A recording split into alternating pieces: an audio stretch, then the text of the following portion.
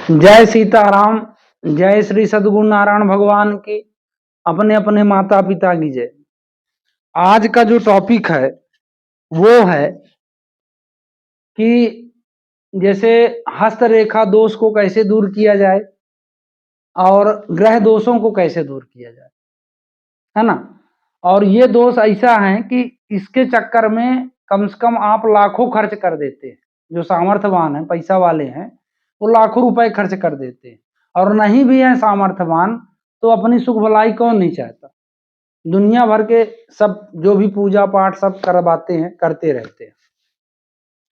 और जबकि आप एक चीज और जान लो कि सीधे लिखा है कि न ही कलि कर्म न भक्ति विवेको राम नाम अविलंबन को। कलयुग में न कोई कर्म है और न कोई पूजा पाठ है, सिर्फ राम का नाम है और रामायण है ना। कलयुग तरण उपाय न कोई, राम भजन रामायण कोई। ठीक, तो इस आधार पर मैं जितने भी बात कर रहा हूं आपको शास्त्रों के आधार पर ही कर रहा हूं, कोई बाहरी ज्ञान नहीं है ना। अब इसमें क्या करना है कि जैसे मान लीजिए अब मेरी बात को सबको भरोसा भी नहीं होगा, बोलेंगे अब ये क्या बताता है, क्या सही है, ऐसा करेंगे तो क्या मिलेगा क्या नहीं मिलेगा। तो इसके लिए आपको एक ज्योतिष पंडित की जरूरत पड़ेगी, जिसको मतलब प्रमाण लेना है। वो ज्योतिषी जिसको मान लो जिसका ग्रह नक्षत्र कब खराब होता है वो इसको ऐसे मालूम पड़ जाता है, बनते काम बिगड़ जाते हैं, स्वास्थ्य अच्छा नहीं रहता, घर में सब परेशानी रहती है अनेक प्रकार की, है ना। यही सब ग्रह दोष और हस्तरेखा दोष के कारण है।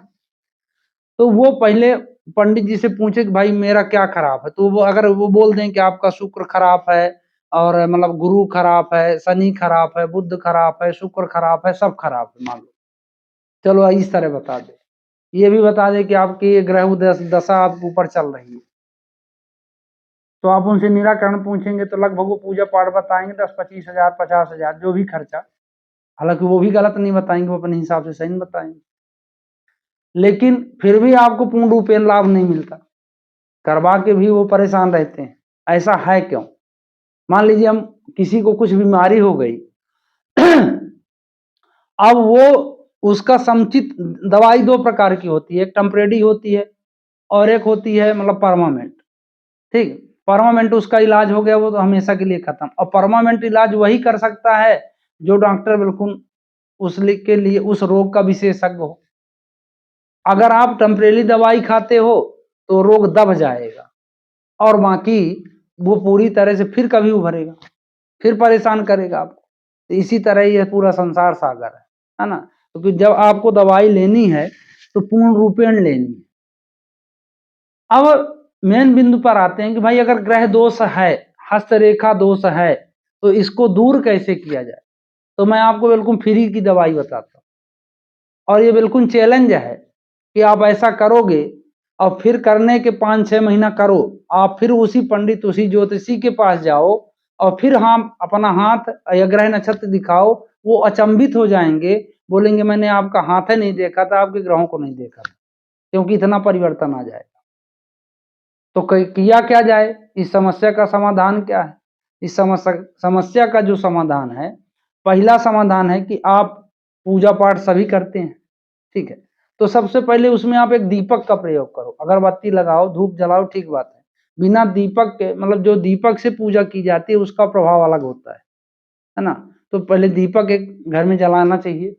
आप दीपक जला के भगवान की आरती वंदना जो भी करते हो, जिस प्रकार करते हो सब सही है, ठीक है। अब उसमें मेरी विधि क्या शामिल करना है वो सुनिए।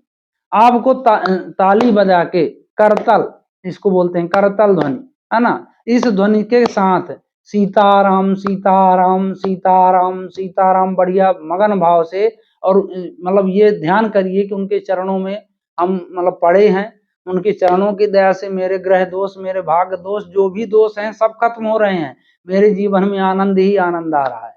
बस 15 मिनट सीताराम कहते जाइए, ऐसे सोचते जाइए, ठीक है ना। जाकर नाम सुनत शुभ होई, जिस नाम को सुनने से शुभ होता है, कहने से मतलब तो दूर की बात है, सुन लो आप शुभ हो जाएगा सीताराम सुनने से, है ना। तो आप जब आप 15 मिनट करतल ध्वनि के साथ सीताराम कहेंगे, और सीताराम कहने के बाद, है ना, या पहले उसके माँ बाप का सिर रख के पैर पड़ो, और सिर रख के पैर पड़ो, इन हाथों को उनके चरणों में रखो, और ऐसा मतलब फिर इसके बाद पूरे चेहरे में अंगीकार करो। है, अंगीकार करने के बाद आपके अगर अगल बगल गौ माता हो, है ना, तो गौ माता अगर देसी हो तो सबसे अच्छा है। देसी गाय हो तो देसी गाय को 1 बट्टी गुड़ आप डेली खिलाओ, डेली आपको 1 बट्टी गुड़ उसको खिला देना है। अगर मान लीजिए कि समुचित व्यवस्था नहीं है, भाई गाय नहीं मिल पा रही, तो या तो किसी कन्या को दे दो, ठीक। अगर ये भी व्यवस्था नहीं बन पा रही तो वो गुड़ मतलब खरीद के किसी मंदिर में दान कराओ, मतलब 30 बट्टी गुड़ के हिसाब से 1 महीने का गुड़ आप दान कराओ मंदिर में, ये व्यवस्था बना सकते हो, ठीक है। मतलब आपको गुड़ पहले से सबसे प्राथमिकता गाय की है, गाय को खिलाना है। गाय न मिले तो कन्या को दे दो, कन्या नहीं है आप मंदिर में दान कराओ, ठीक है। अब इसके बाद आप ये काम करो। हाँ, अब जो मान लो बाहर रहते हैं भाई कि माता पिता हमारे पास में नहीं है, तो वहीं से प्रणाम करो ना। गुरु हो प्रणाम मन ही मन कीन्हा, ये भाव बना के कि उनके चरणों में मैं सिर रख के प्रणाम कर रहा हूँ, उनके चरणों में मेरे दोनों हाथ पड़े हुए हैं, और उनका आशीर्वाद लेके मैं अपने पूरे शरीर में उस मतलब आशीर्वाद को प्रवाहित कर रहा हूँ, ऐसा सोचना है आप, ठीक है ना।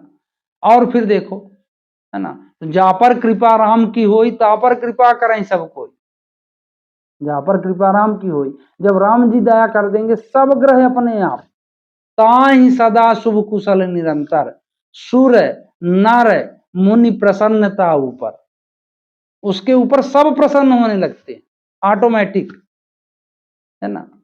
तो आप इतना करके फिर देखिए, क्योंकि कलयुग में कोई कर्म नहीं है, नहीं कलि कर्म न भक्ति विवेको, राम नाम अविलंबन एको, है ना। कलयुग तरण उपाय न कोई, राम भजन रामायण दोई, मात्र 2 ही उपाय।